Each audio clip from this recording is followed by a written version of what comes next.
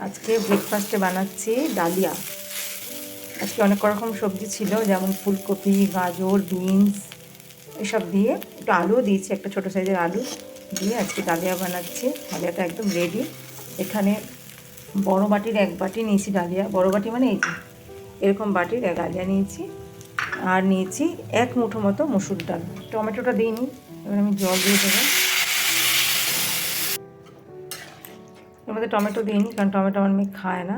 টমেটোটা আপনারা দিতে পারেন, আমি এমনি করলাম সব রকম সবজি দিয়ে ভেজ ডালিয়া। আর একটু আদা বাটা দিয়েছি, জিরে ফিরে কিছু দিইনি, জিরে ফোড়নে দিয়েছি।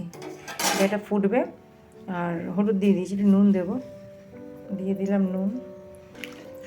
নামানোর সময় ইচ্ছা আছে একটু ধনে পাতা দেবো আর একটু মিষ্টি দেবো, ব্যাস ধনে পাতা মিষ্টি দিয়ে নামিয়ে দেবো। এটা একটু ফুটুক, আমি ঢেকে দেবো।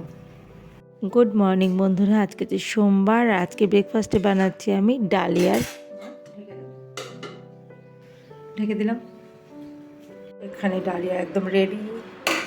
আজকে ডালিয়াতে একটু হলুদ কম দিয়েছি, ইচ্ছে করে দিয়েছি।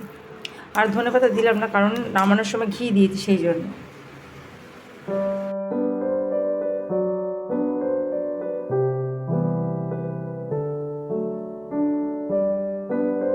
যা যা ভেজিটেবল ছিল সেগুলো দিয়ে করেছি, টমেটোটা দিইনি কারণ টমেটো খায় না আমার মেয়ে, সেই জন্য এইভাবে আজকে বানিয়েছি। আজকে খিচুড়ির মতন পাতলা করে নিয়ে একটু মানে আঠা আঠাই করেছি, তো খেতে বেশ ভালো হয়েছিল। মিষ্টি দিয়েছিলাম নামানোর সময়।